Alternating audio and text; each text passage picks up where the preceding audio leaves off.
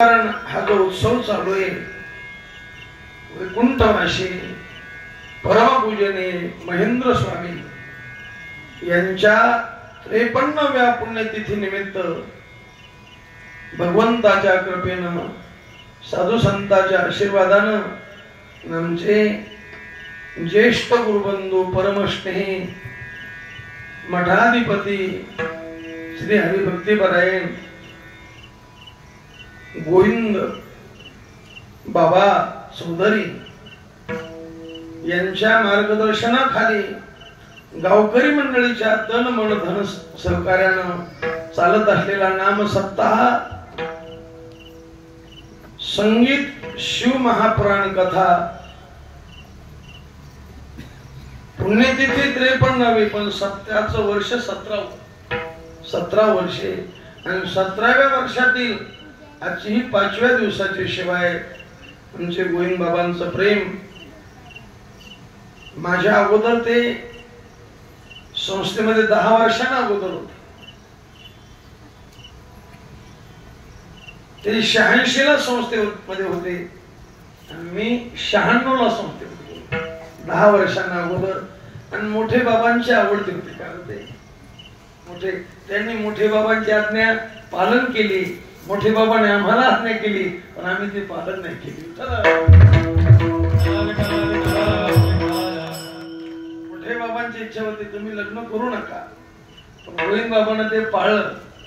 पण आमचं वैराग्य जरा कमी पडलं. काय कमी पडलं पण त्यांनी बाबांची सेवा केली. संस्थेत राहिले. मोठे बाबा नतुसिंग बाबा महाराज ह्या परिसरातली ही वाघ सिंहाची जोडी गेले दिगंबर ईश्वर विभूती राहिल्या त्या कृती जगामध्ये.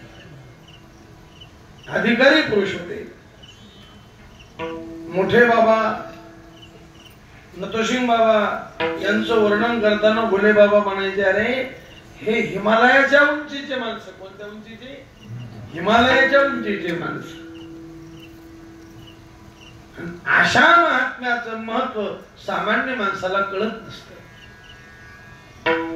कारण संताचा मोठेपणा संताचे साधू संताचे जर अभंग पाहिले संतपर अभंग पहा तुम्ही. संतपर अभंगामध्ये काही अभंग लक्षणाचे अभंग आहेत आणि काही अभंग महिमा सांगणारे अभंग. काही अभंगामध्ये संतपरच आहेत पण त्या अभंगात संताचं लक्षण सांगितलेले आणि काही अभंगात संताचा महिमा सांगितलेला आहे.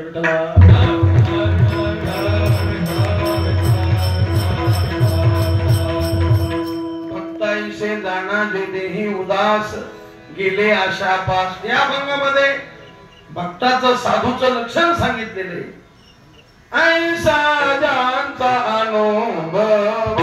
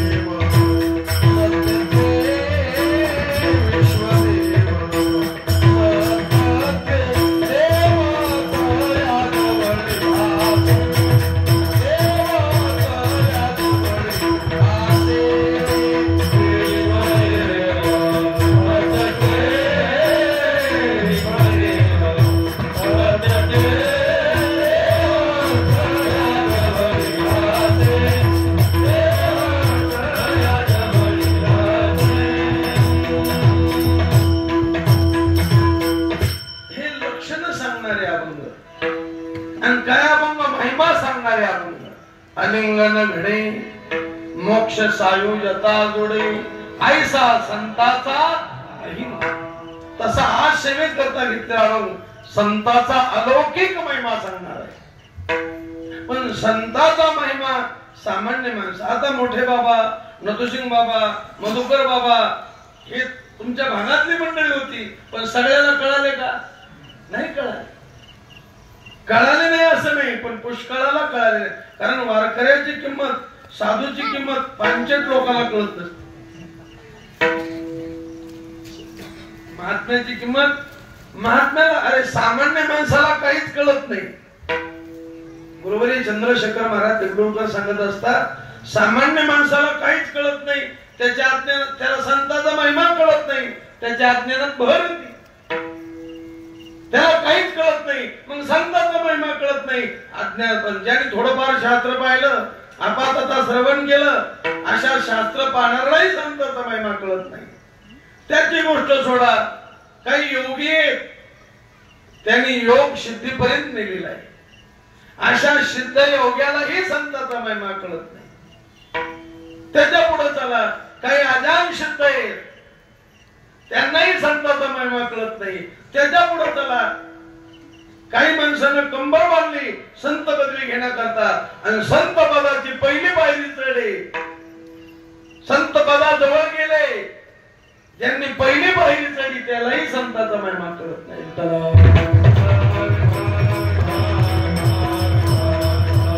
आता महेंद्र स्वामी यांची किंमत कधी वाटणार? त्यांचा महिमा कळाला तर वाटणार, त्याचं महत्व कळालं तर. गुरुवर्य शेखर महाराज एक घटना सांगत असते. एका शेतकऱ्याला, गरीब शेतकरी शेतात म्हैस चालू लागला, आणि त्याला एक रत्न सापडलं. त्याला वाटलं मणी भारी दिसतो, चांगला दिसतो. मणी म्हणून त्यांनी ते रत्न घेतलं, त्याला छिद्र पाडलं, त्याच्या सुतळी ओवली, आणि ती म्हशीच्या गळ्यात बांधली. आणि शिळी भाकर, बिगर तेलाची चटणी त्या म्हशीच्या मागे उभा राहून हातात घेऊन खाऊ लागला. त्या रस्त्याने एक रत्न पारखे आला. त्यांनी पाहिलं म्हशीच्या गळ्यात रत्न नाही, पण ज्या अर्थी म्हशीच्या गळ्यात बांधलं त्या अर्थी याला हे रत्नही कळालेलं नाही. मग तो म्हणला, मामा म्हशीच्या गळ्यात काय बांधलं?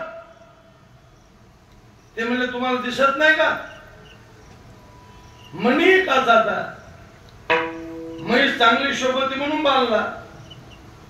ते म्हणले, मामा तुम्हाला 100 रुपये देतो, देता का मणी? त्या शेतकऱ्याला वाटलं साध्या मण्याचे 100 रुपये, हे मणी साधा दिसत नाही. त्यांनी लगेच तोडली दोरी तोडली, मणी काढला. बाजारात गेला, भाजीपाल्याचा बाजार होता. एका बाईला, मला मेथीची भाजी केली होती बाई, तिला विचारलं, मावशी मणी केवढ्याला घेता? आता तिला काय कळत ते रत्नाची किंमत? ती म्हणली 3 जोड्या देते. पुढं कापड दुकान, मण्याची किंमत 2 मीटर कापड देतो. कारण मणी कळण्याकरता, रत्न कळण्याकरता रत्न पारखी लागतो. पुढं सोन्याच्या दुकान, पुढं सोन्याच्या दुकान लागलं. सोन्याचे दुकान गेला, दुकानात गेला, टेबलवर मणी टेकणार. म्हणला, काय किंमत देता? सोनार म्हणला, 10 लाख रुपये देतो. 10 लाख म्हणलं. त्यांनी मणी विकला नाही, मणी घेतला.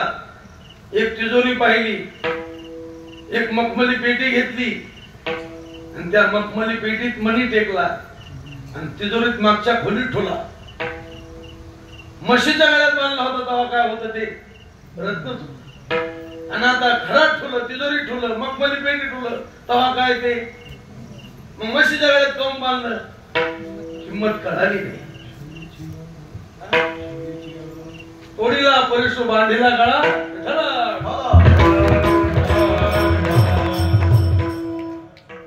का बांधला शेळीच्या गळ्यात, म्हशीच्या गळ्यात?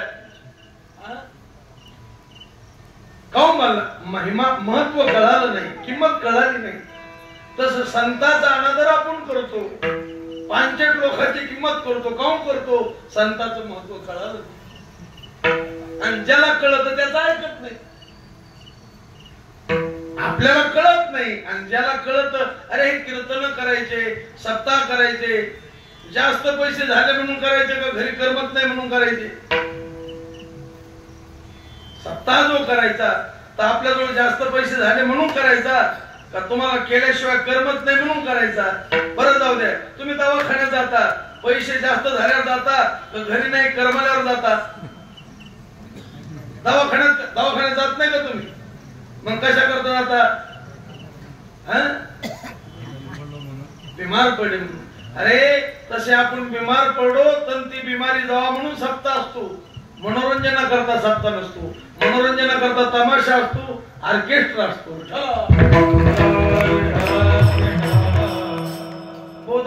आता आम्ही कीर्तन करायचं, आमचा मूर्खपणा जावा म्हणून करायचं, आणि तुम्ही कीर्तन ऐकायचं आपला मूर्खपणा. कारण कीर्तनात मूर्खपणा जात असतो. कीर्तन पाहणं वेगळं, कीर्तन ऐकणं वेगळं, आणि कीर्तन अंगावर बांधणं वेगळं. कीर्तन ऐकून मी मूर्ख आहे नाही कळालं तर त्याने कीर्तन पाहिलं. कीर्तन ऐकून मूर्खपणा कळाला तर त्याने कीर्तन ऐकलं, आणि कीर्तन ऐकून मूर्खपणा गेला तर कीर्तन त्याच्या अंगावर बांधलं. विठ्ठल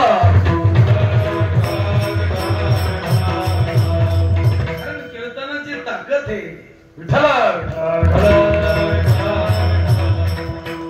पण पुष्कळ लोकांना कीर्तनाची किंमत कळत नाही.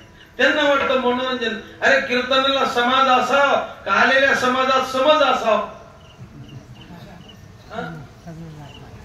आलेल्या समाजात म्हणले आमच्या कीर्तनाला 5,000 लोक होते, पण मूर्खच होते का? जाळायचे का ते? कीर्तनाला समाज असावा, पण त्या समाजामध्ये समज असावा. समाज नसू नये असं नाही, असावा पण समज असावा. अरे आपल्याला भवरोग झालेला आहे, आणि हेच भवरोगाचे औषध. आपल्याला रोग झालेला आहे, तुम्ही डॉक्टरला म्हणता का कधी डॉक्टर हो दे बरं झटका जरा, दवाखान्यात गेला म्हणता का डॉक्टरला डॉक्टर आज हो दे झटका थोडा? म्हणत नाही आपण डॉक्टरला, डॉक्टर मी 2 वेळेस आलो पण अजून फरक वाटत नाही, असं डॉक्टरला म्हणता का नाही तुम्ही? मग तसं एका मार म्हणले का महाराज 17 वर्ष झाले पण अजून गुण आल्यासारखं वाटत नाही, म्हणायला पाहिजे काही मी उद्धार काही कृपा करील नारायण, ऐशे तुम्ही सांगा संत जन करा समाधान, असं म्हटलं पाहिजे कळण्याकरता. अरे आपण पामर आहे, आपण विषय बनलं पाहिजे, आपण विषय आपण जिज्ञासू बनलं पाहिजे, आणि आपण जिज्ञासू आहेत तर आपण जीवनमुक्त झालं पाहिजे.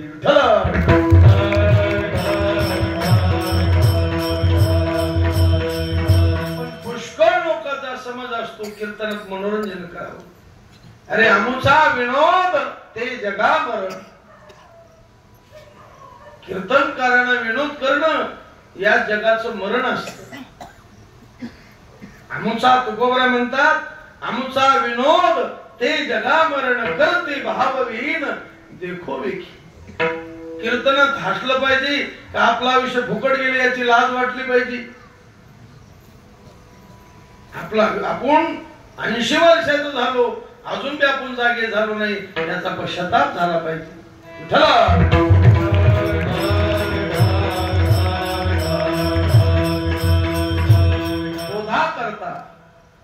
कारण आपलं मन बिघडलेलं आहे. आता मी कीर्तन करतो, मला कळत असं वागू नये पण माझं मन धोका देत, म्हणून मना करता कीर्तन आहे, बोधा करता.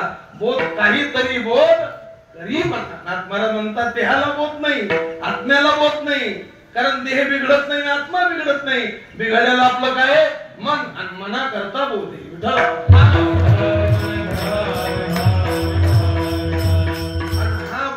संत करीत असतात, पण संताचा बोध पटण्याकरता त्यांची किंमत कळाली पाहिजे. जर संताची किंमत कळाली नाही, संताचं महत्व वाटलं नाही तर तो उपदेश तुम्ही ऐकणार नाही, आणि संताचा उपदेश ऐकला नाही तर तुमचं कल्याण होणार नाही. विठ्ठला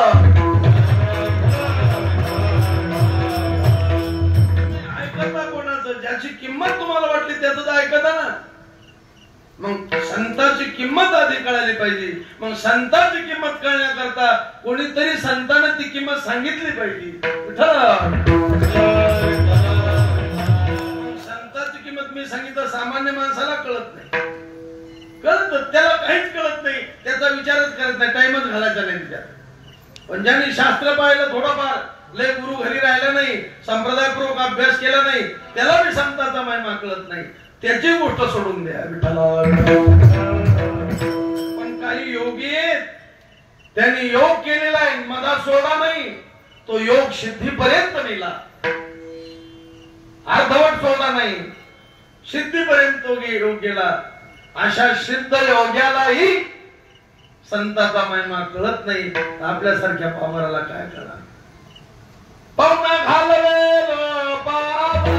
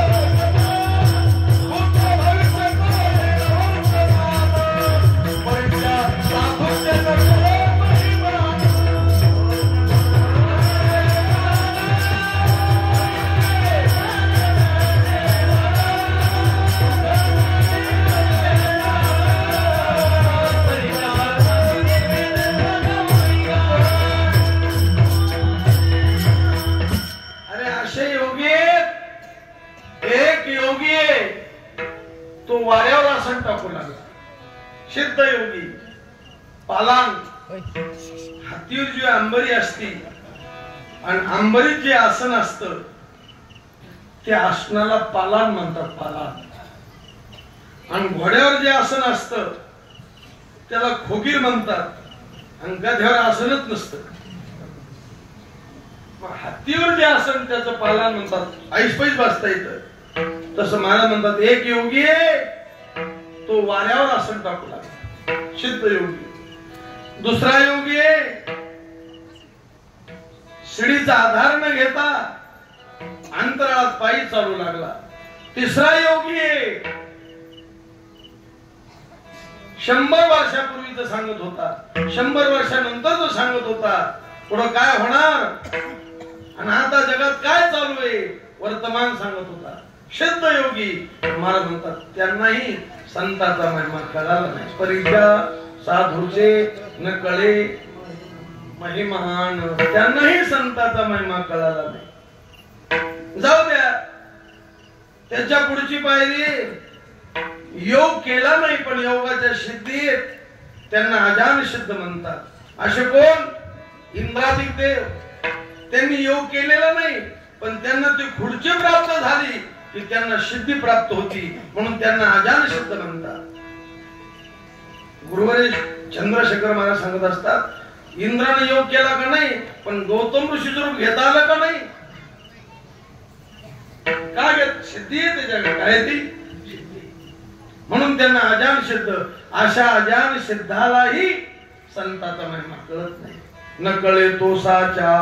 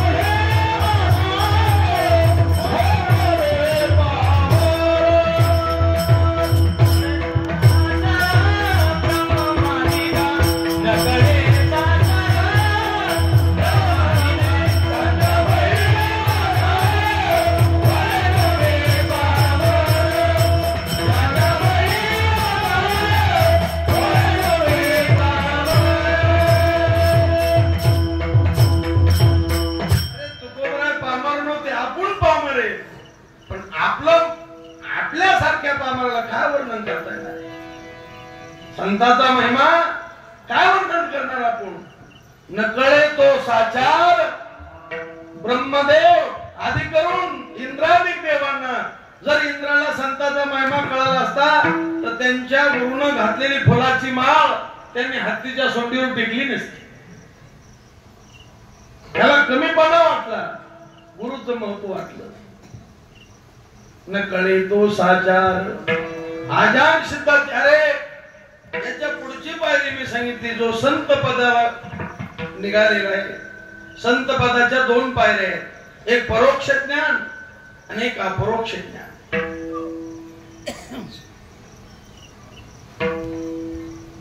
अस्ति ब्रह्मेति चेद्वेद परोक्ष ज्ञानमेव तत् आणि अहम ब्रह्मेति चेद्वेद साक्षात्कारस्य उच्यते. देव आहे, देव आहे असं गुरुमुखातून कळालं. असत्वापादकावरून दूर झालं आणि देव आहे पण कोण देवे, कुठं देवे अजून ज्ञान नाही. अजून काय नाही? ज्ञान नाही.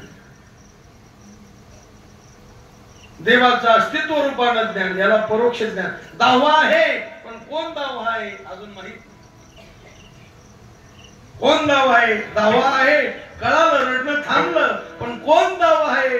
मग शेतकऱ्याला सांगितलं बाबा हा नवन हा दावा, त्या दाव्याचं मग अपरोक्ष ज्ञान.